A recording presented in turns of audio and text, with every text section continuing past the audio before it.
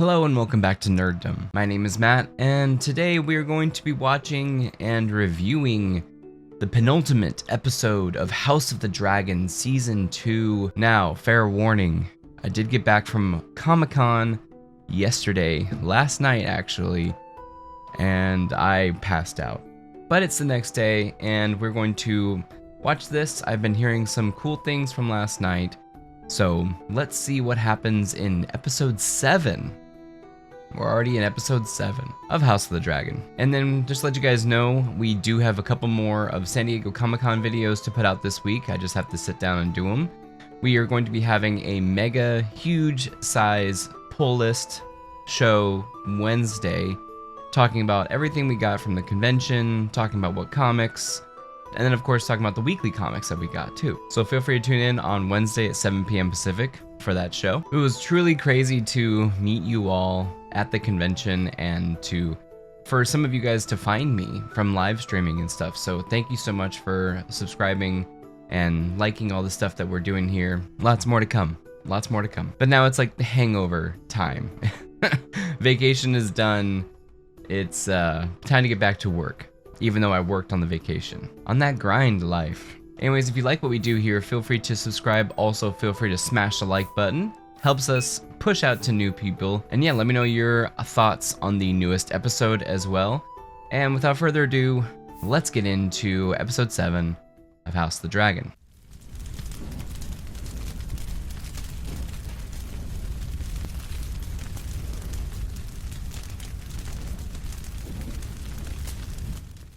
I was trying to see if that black was forming something else, but I don't think it did. Okay, we have David Hancock as writer and Lonnie Paris-Terre. Let's see what you guys can do. Right off the bat. Right off the bat. So cool. And to serve my queen. Okay. He's pledging. Your Grace. I guess they used to be friends, right? Seasmoke and Cyrax? I'm glad of it. Dude, the acting is so good. So this is one thing I did notice last week. Alicent's cut is very much similar to when she cut Rhaenyra. Same spot. We are cast aside. The rats are taking over. Literally.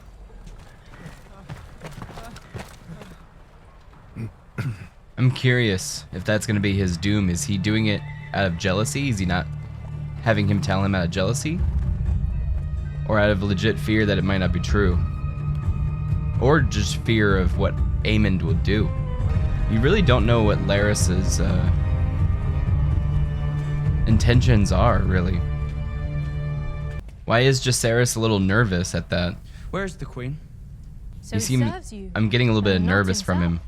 So let's go through all the brothels and look for the bastard Targaryen kids. An ancient fealty. The people power. Why not embrace it? An army of bastards.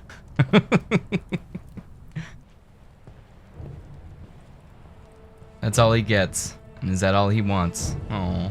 Here we are at Harrenhal. Good music.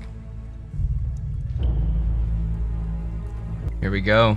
The Riverlords plus Tully. I did nothing. Nevertheless, you are here, which is an important thing. You were quick enough to dismiss me before. You're of no significance to me then. They'll hate you.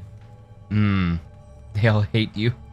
I don't need their love.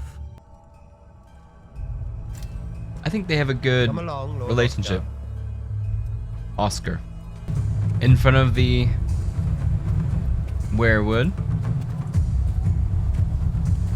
Very important. They keep showing that things are happening in front of it. Darkness comes the dawn. And I have no love for Daemon Targaryen. He's dishonored himself and the crown with his... Mind your tongue, boy. Damn. Here we go. This dude's a G. He needs to look strong in front of his bannermen. And the word of my house stands. Strong. Even if certain... He looks people are very aware. strong right now in front of Daemon. Look at him. He's almost cracking a smile. Oscar is bold. Look at that. He wants all of the swords. Oh man, this is crazy. and dispense justice. Bro. Oh dear. Look at Simon. Oscar's a real one, dude. Oh my god. That's a cool shot, man. That's a cool pose. Pain it caused. Mm-hmm. You can have that. I'm good in the water. Which is a wise move. From what we've seen, that's a wise move. Oh, she's being sent away. That's a cool costume. Is she gonna try to get on Sheep Stealer? Is that the name? Is she gonna be a rider for Sheep Stealer? They keep setting it up. That's comped in. Look at that. That's CG. It looks pretty good, man. Illustrates it. He is worried of his ascension because of the lowborn small folk being able to be on dragons. Because he himself is a bastard.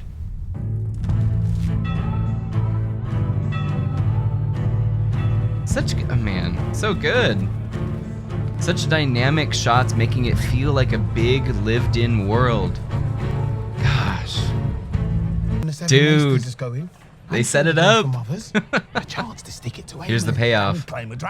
All these guys are gonna die, huh? Everyone's gonna die. No, it's even further. I could not keep. She was Balon's brother, or she was Balon's sister. Dude, so good. He's like, I'm not gonna have anybody starve anymore. Look how big he is. He's a big dude. The color palettes and everything, dude. Wow. Look at that. Boom. Does she strive to be free like a bird? She doesn't want to go back. If you notice, all of the shots, a lot of really good shots that I like fawn over, there's layers, there's things in the composition. And that's just something you don't get from other TV shows. This is definitely movie quality to me. Especially ones done by Disney. Oh shit, the dragon tamers. You sent an Andal before a dragon, the judgment was delivered. Now you would send more. Look at him. Oh, he's scared shitless. So Vermithor is just gonna go and choose? Oh, he's scared shitless. Ooh. Tension, man. Tension. This brings tension. Look at him. He's gonna get burned. Oh, God. Oh, shit. She is willing to sacrifice all these people for what she wants. Oh, shit. Even the soldiers. Oh, God. Good fire. Now it's a Jurassic Park movie. Look at how vicious she is, dude.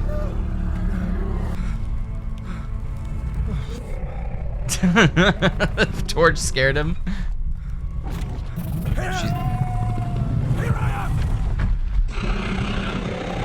Oh, look at him. Nice.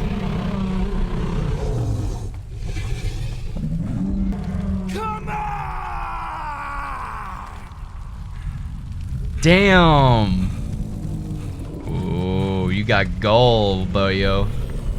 You got gold. So good. I mean, dragons are so freaking smart, as I've said before. It's possible they could be playing with them, but I don't think so right here. So good. He's just walking right towards the dragon. He doesn't even see it. Who is that? Oh, no. Oh, get out of my way. These are my eggs. Oh. Look at that sludge. Ugh. Who's attacking? What's going on? So they're talking about Daron. His brother is finally taking a wing. And he's 16. Oh my god.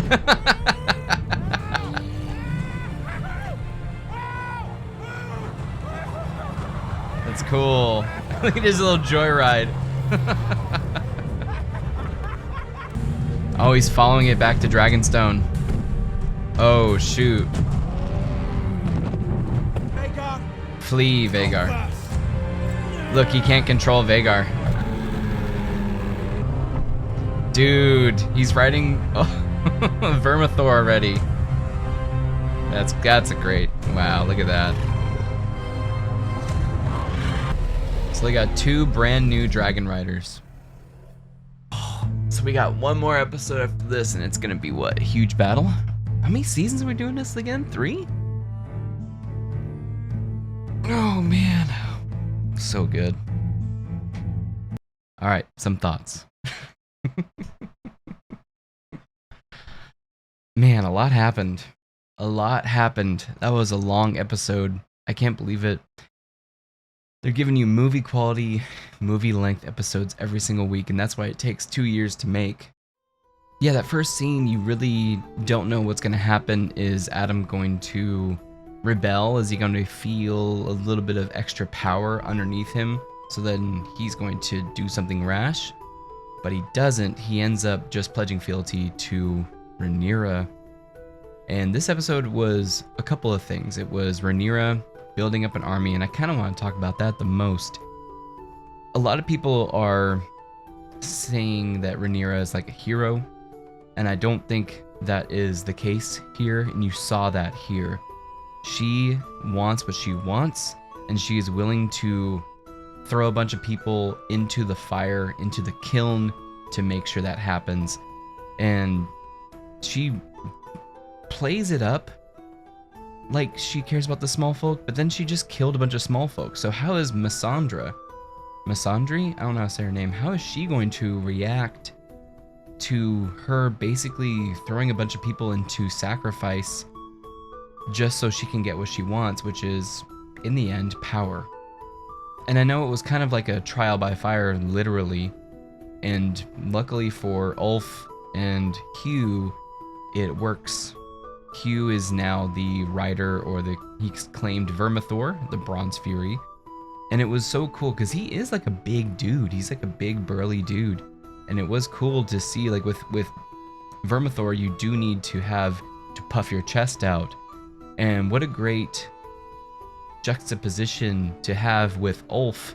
His name is Ulf, who is like, yeah, I'm a Targaryen. He's brash and bravioso in the pubs, but then when he actually gets into it, he is like a little scared.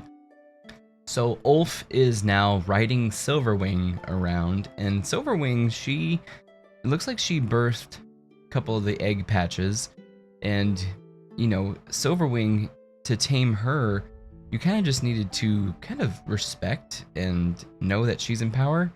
So she's kind of like, I'm just messing with you, man. I know you're cool.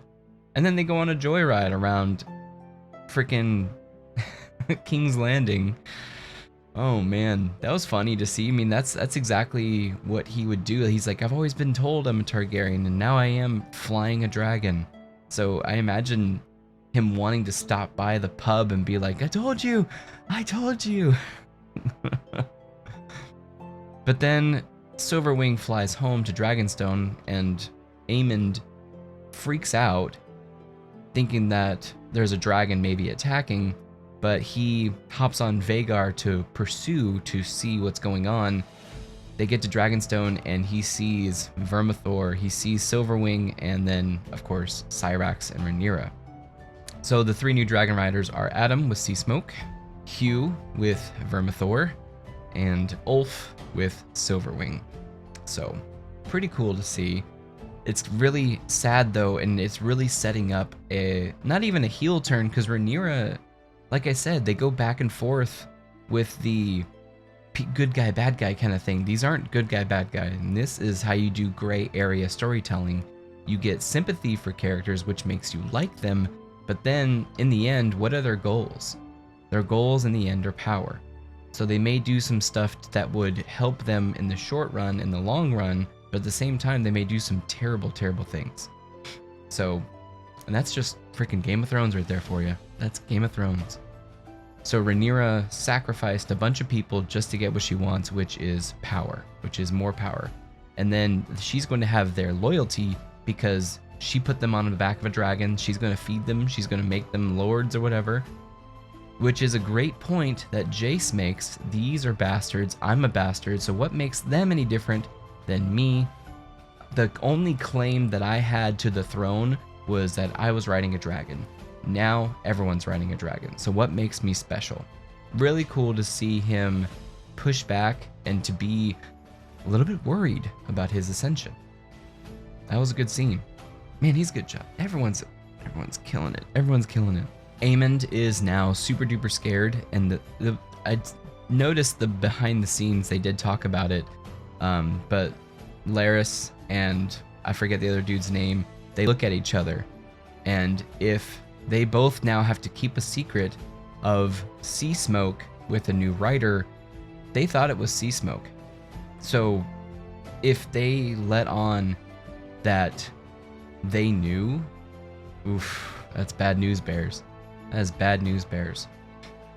So I think Larys is going to not trust him, but maybe they will work a little bit more together to get what they want, and then Larys may trust his words, his spies a little bit more now. Larys is definitely not a Varys, I'll just tell you that.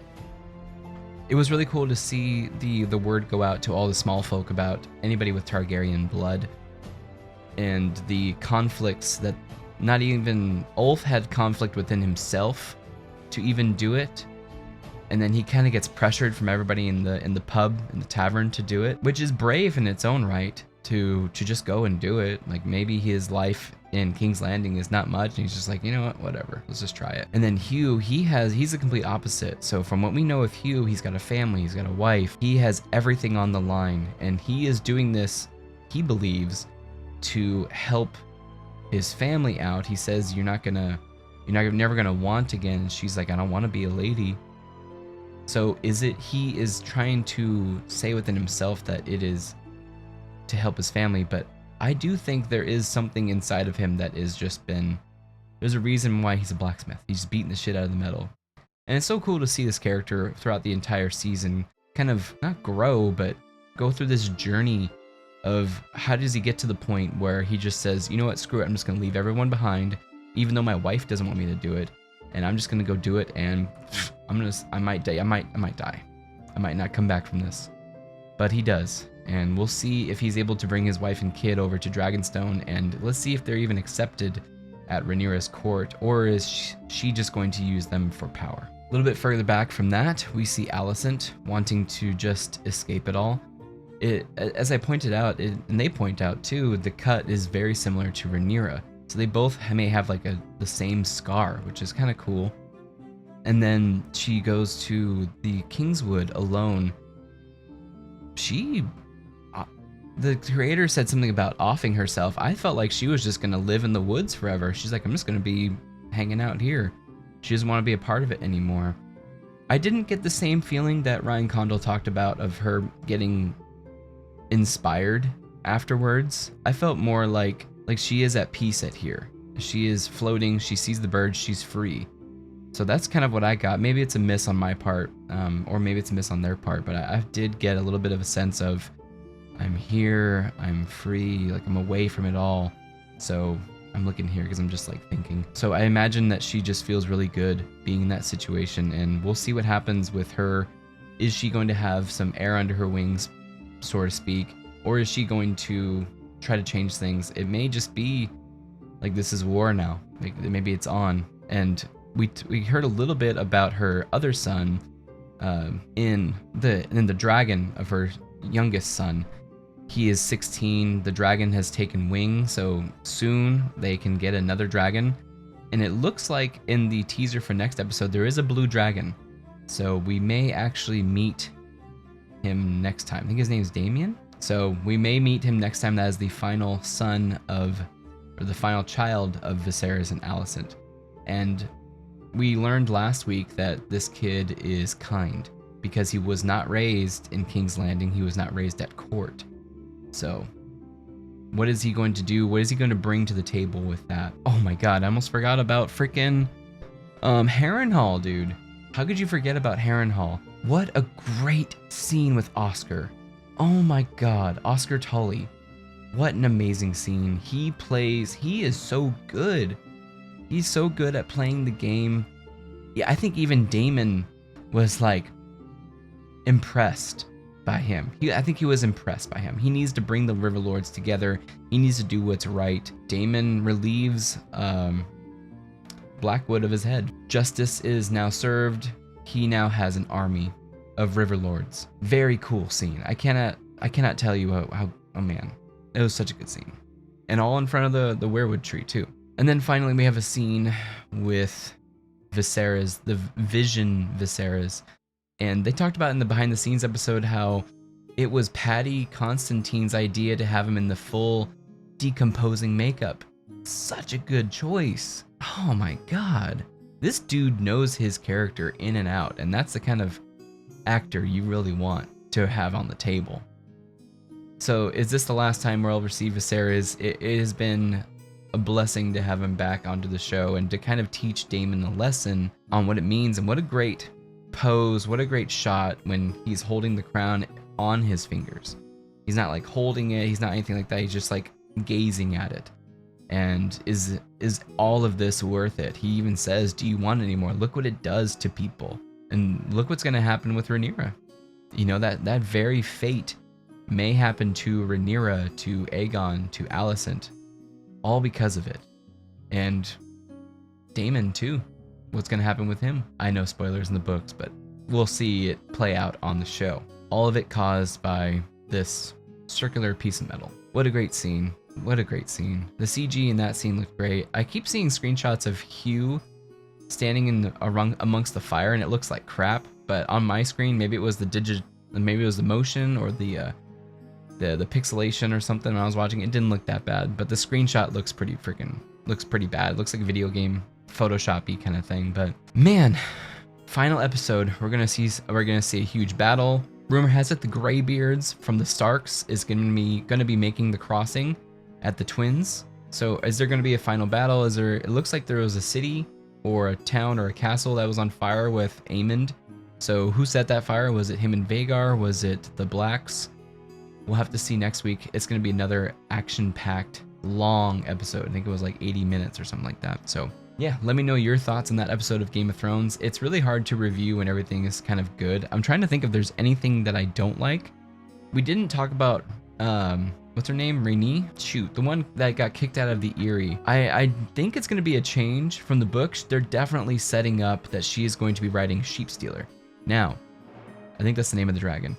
Now, is she going to be a part of the Blacks? Is she so scorned by the Blacks that she goes to the Greens? Not sure. That's a good question, because she was kind of talking to Baela when she was leaving about how she's like spurned and she wants to be a dragon rider.